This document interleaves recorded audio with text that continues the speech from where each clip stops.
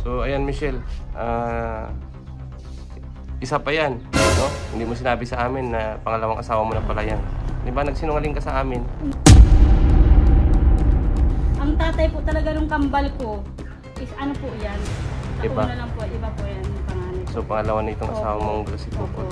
Talagang, ano, di ko na kayang tiisin at pinablatter ko na po yun sa barangay at sinasaktan nga po. Kahit po yung special sides po sinasaktan, nasasaktan din yung isa ko din pong anak.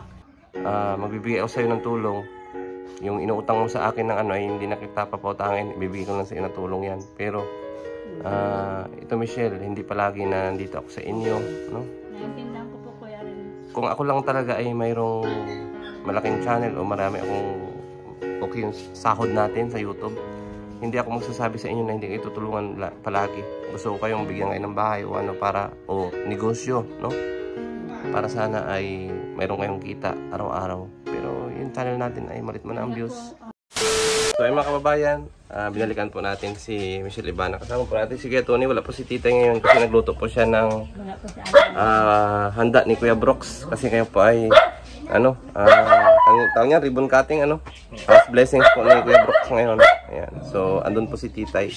Kamusta kayo Michelle? So dati lang po Kuya Ren eh, okay lang po. Wala po yung mga anak ko po dito. Saan? Po, Saan sila?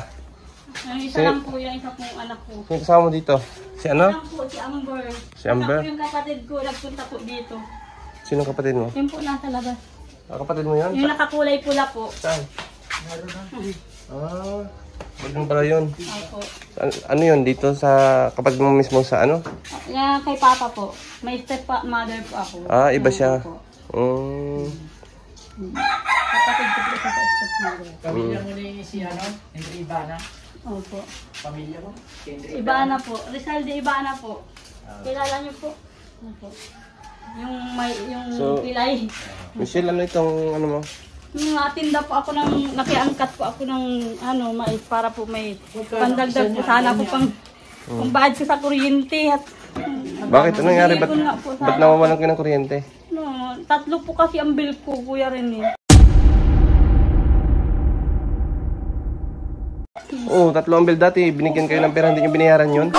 Nagbabayad po kasi ako dati sa GCash, hindi po tinanggap lahat. Yung isang bill po, tinanggap yung bagong bill. Yun lang pang nabayaran ko. Tapos po yung dalawa, hindi po tinanggap. Kaya akala ko po, di na po ako puputulan. Ay naputulan pa rin po ako. Ma'am Michelle, ang daming pagkakataon na dumaan sa inyo, hindi nyo pinahalagahan, hindi nyo nilinis yung ganyan.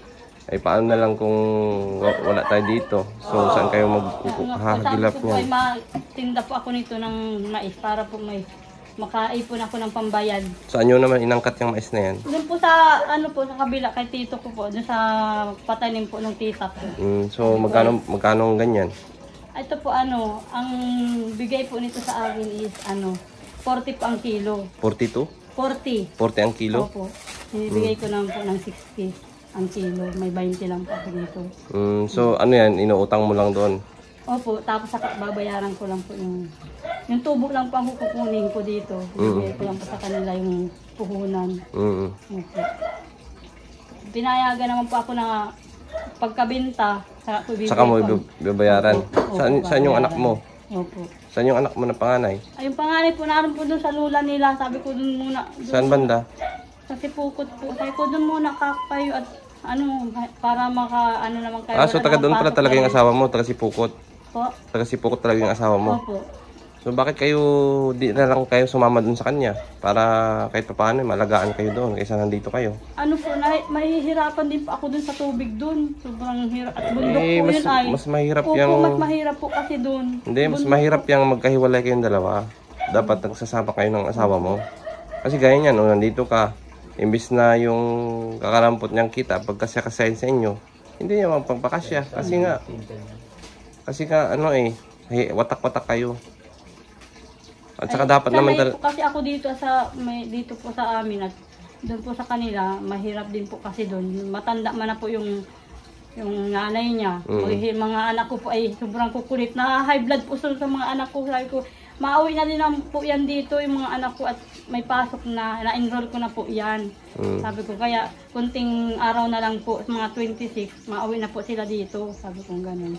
Hindi lahat ng oras, Michelle, ay nandito kami para magbigay ng tulong sa inyo. Naiintindihan ko po. Alam nyo naman na pag bumabalik kami, yun pa yung utos ng sponsors. Opo. At kung babalik man, dadalawin ka ulit namin na walang utos ng sponsors, ay nakadepende po yan sa kung may extra po tayong pera. Opo. Kasi alam nyo naman ang YouTube channel natin, hindi man kalakihan. Ang views natin, hindi rin kalakihan. Kaya dumidepende ako sa sponsor. Opo. Kung halimbawa, nagsabi ko sponsor, nagpadala na, balikan mo si ganyan, si Michelle. Bigyan mo nito ganyan. So, ayan, saka pala ako makakabalik sa inyo. Pero yung ganyan na palagi monthly ko kayong babalikan, siguro hindi ko magagawa yan. Kasi naintindihan ko po ako Rene kasi hindi ko naman po yan. So ayan po mga kababayan, si Michelle kahapon nagchat sa akin. Opo. Na kung pwede manghihiram daw siya ng pambayad sa kuryente. Opo, at na po ako sa anak ko, wala po kasi sanay po dyan siya sa electric pan. Hindi po siya nakakatulog kagabi, ikot-ikot sa higaan. Pag napuyat din po ako sa pagpapaypay sa kanya, hindi man po talaga siya sanay na walang Sabi ko ay magawa ko ng para makaano kami ng kuryente. Sabi ko ay nag-chat nga po ako doon na matinda ako ng mais para may nakita ko po nagpusi yung ko na may nag-ani po sila ng mais. Sabi ko ay po ako matinda din ako ng mais para may kita man po ako kahit paano. Kaya po pinadala ko po dito. Sabi ko pakidala man na lang po dito. Ito po kami sila po. So anong plano mo ngayon? Anong plano mo sa kuryente? Ay babayaran ko po ako po sabi ko pag may pera ko babayaran ko po ngayon. Kaya po sabi ko doon sa kapatid ko dito muna siya. Pinapunta ko po talaga dito yung pinapunta ko po talaga dito yung kapatid ko para po may magbantay din kay Amber, kay Bill. Para maka-deliver po ako ng order na po ako. Ihaharatid ko na lang po yan. Ito may mga order na ito? Opo, mga order na po. Pinaano ko na po yan. Madali lang pong magpa-order at inano ko sa online. Di ba nakaraan nung binigyan ka ng puhunan na yun? Opo. So anong ginawa mo doon sa pera na yun? Wala po talaga akong magagalaw at magagalaw mo pag wala ka talaga pong income. Sigurado yun, Michelle. Kaya nga sinasabi ko sa inyo, dapat nagsasama kayo ng asawa mo. Kasi kung sakali man, pwede man siyang tinda-tinda ka ng isda, kung ano man. Kunting na lang po, Kuya Rene, makakaano na din po yun kasi po. So, ayan, Michelle. Isa pa yan, no? Hindi mo sinabi sa amin na pangalawang asawa mo na pala yan. Di ba, nagsinungaling ka sa amin? Hindi po, hindi mo naman po sa akin. Pero sinabi mo dati, isa lang yung asawa mo. Hindi ka nagsabi. Na po? Na may asawa kang pangalawa. Yung ama ng, na yan? Tatay, Opo, yung kambal ko po talaga. Akala ko po sinabi ko po yun dati. Hindi mo sinabi yun. Pero, ang tatay po talaga nung kambal ko, is po yan. Sa una lang po, iba po yan yung panganay ko. So, pangalawa na itong asawa mong si Pukot. Tapos, ito pong tatlo kong babae, dito na po yung sa panghuli. Yung taga si Pukot. Saan yung una mong nakarelasyon? Taga saan? Taga si Pukot din po yan. Opo. Pareho silang taga si Ito Pukot. pong kambal ko po kasing yung tatay po nila. Nilasaktan po niya ako. Pero iniwalayan ko po. Talagang, di ko na kayang tiisin at pinablatter ko na po yun sa barangay at sinasaktan nga po ako. Kahit po yung special side ko, nasasaktan din yung isa ko din pong anak. Ay, ang liliit pa po nila. Sinasaktan po niya. Yung anak ko may pubya na sa kanya. Yung panganay ko po, sinapak yan. Dati sinapak po yan. Naglamat talaga dito sa niya. Na siya, natatakot na dun sa tatay niya. Pero ngayon, na po siya. Pero nakakapunta naman po sila doon. Sabi ko, doon muna ako kayo at sobrang hirap ako dito. Hindi po kasi nagsusuporta sa amin noon. Hindi po nabigay talaga, sa totoo lang po. Hindi po sila nabigay. Yung tatay niya.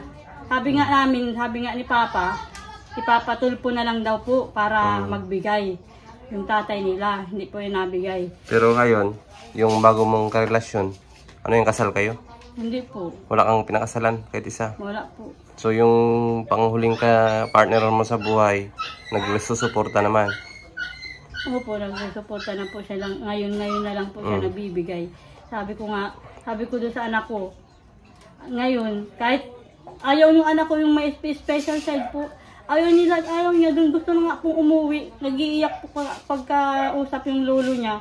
At ayaw na daw niya doon, ayaw. Ayaw na daw po doon. Ako, Michelle, napaka ng komplikado ng inyong ano. So, sabi ko, hindi ko alam kung ano sasabihin ko sa'yo. Opo.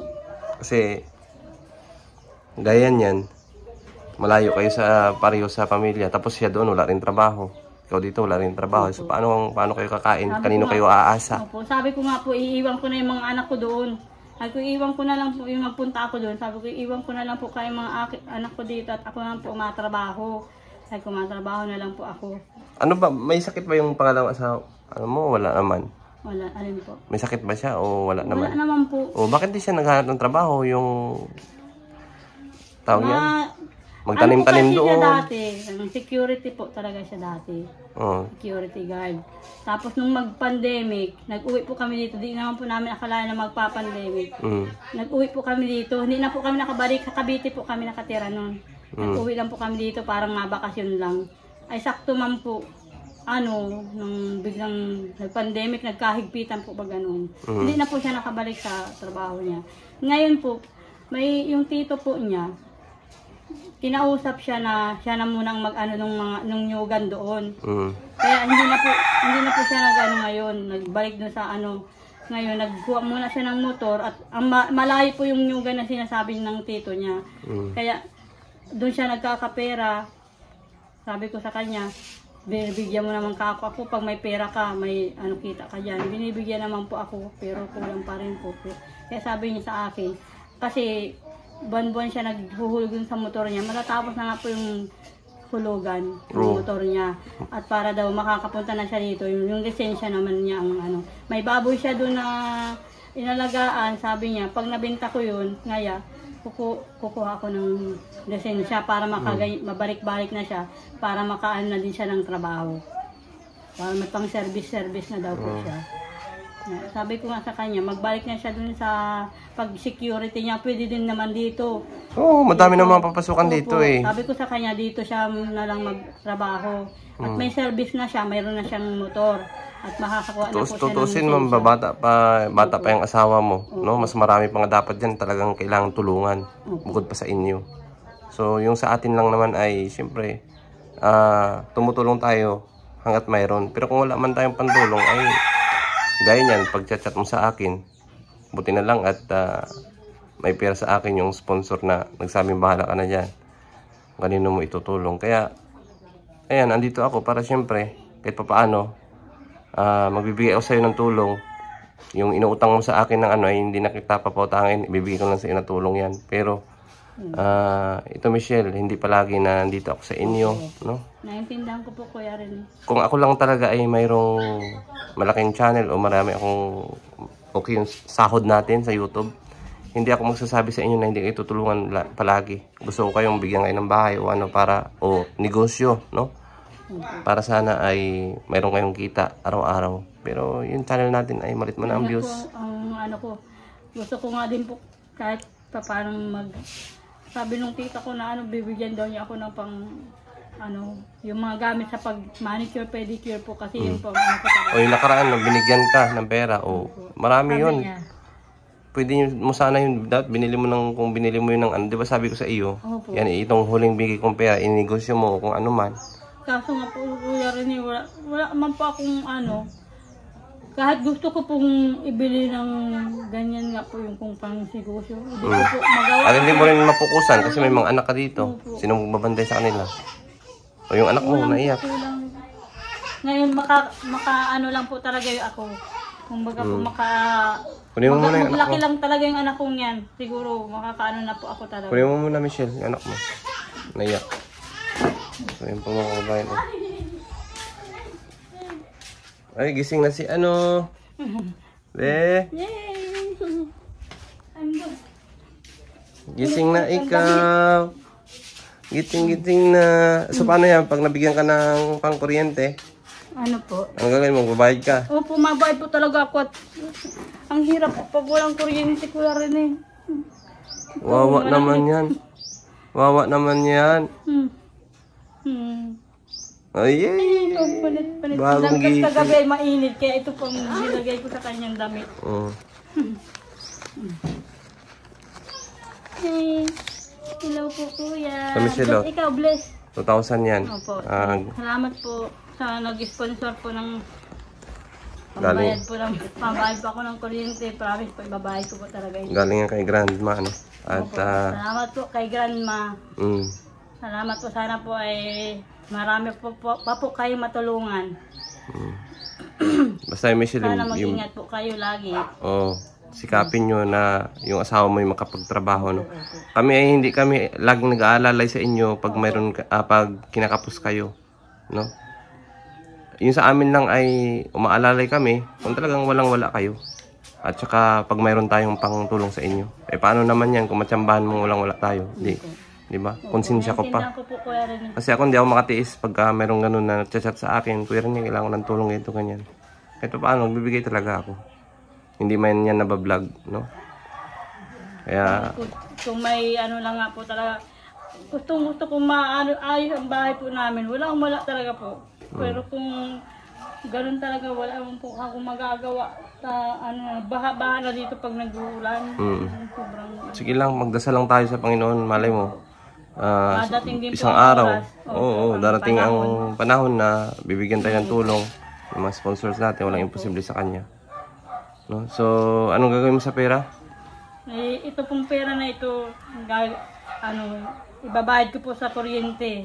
Kasi po ang kuryente po namin ay nasa 800 po yung ano. Mayroon na po yung disconnection, may bayad na po din yung sa disconnection.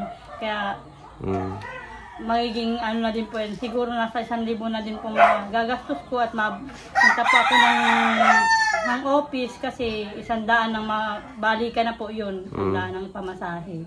Ito pong matitira, babayad ko po sa ilalagay ko naman po sa pang gatas at saka pang ano po. Sige na. So, ayan, basta sabihan mo. Kulang na kulang na sa school supply po ng anak ko, may kulang pa po, idadagdag ko po yan. Kumbinsin mo yung asawa mo na magtrabaho, ha, Michelle? Opo, sana. Dahil napakabata pa ninyo. Ilan taon na yung asawa mo? 33 po. Oh, napakabata pa. Opo. Tapos ganyan lang siya doon. Doon lang siya sa kanila. Sarap ng buhay niya doon. Ano din naman po sabi nga niya sa akin. Nahihirapan man din nga ako. Hindi naman puro sabi niya. Sabi nga niya sa akin. Yeah. Hindi na nga po inaalisan ng ubo, sabi ko. Di ba niya namimiss yung mga anak niya? Oh, di ba? Opo. Nandun nga po yung dalawang anak niya, nandun sa kanya. Si Scarlett? Opo, si Scar, saka si Sydney po. Sydney? May lagnat nga daw po ngayon, sabi sa akin. Nilalagnat ngayon si Scarlett. Sabi ko, kasi naalis po siya doon. Ngayon, siguro may trabaho yun, kaya nag-alis po yun doon sa kanila. At pag may trabaho yun, maghapon na po inauwi. At malayo ang inaanuhan niya, nakuparas po siya. Oh, sige na, Michelle. Opo. Ako magpapaalam muna at may pupuntahan pa rin akong ibang beneficiary, ano? So, sana makatulong sa yung pera at maraming salamat nga po pala kay Grandma, no? Sa nagbigay ng pera kay Michelle na kahit pa paano ay marami na ring tulong si Grandma sa inyo nung nakaraan. Maraming salamat po kay Grandma. Ayan. Sa dami na pong naibigay sa amin, na tulong, sa mga hindi lang pong Tita Weng, nagbigay din siya ng tulong. Opo. Yung team, yung Canada Squad, no? Nagbigay din sila Tita Linlin. Kaya yung po sa akin si Ate Weng. Si Tita Weng. Opo. Ito kapatid mo yan? Ko, Kuya Rene. Anong grade ka na, be? Ano po, first college. First year college ka na? Opo. Saan ka mag-aaral? Siya ngayon nagpasok at wala pong budget po. Oh, sayang. Dapat nag-take ka ng exam sa NSC. Opo. Kasi doon libre yun. Camarines Norte State College. Din sa Dait. Opo. Di niya po kasi akalain na hindi siya makapasok ngayon kasi po inihintay niya po yung kapatid niya na mag-ano sa kanya. Kaso lang paparalin walan siya. po ng trabaho ngayon. Opo. Kaya yun po sana ang maano sa kanya. Masuporta. Opo. Kaso wala. So, hinto Lipat po ng- mo na siya ngayon. Opo. Alalay ko po siya ngayon. Ayun, tulungan mo si ate mo, no? Anong pangalan mo? Crazy po. Ah, si Rizzy. Yan, Rizzy. Tulungan mo muna, huwag ka muna mag-asawa. Ay, malabo pa pong mangyari yan. Bata pa, ano? Oh, sige na. Sige po, Tita Weng, salamat po sa Trusa Family. Maraming salamat din po. At sa mga lahat po na mga nagpapadala sa akin ng tulong, si Ma'am Blenda Domingo. Thank you so much din po. Ayan. God bless you all po at bye-bye po.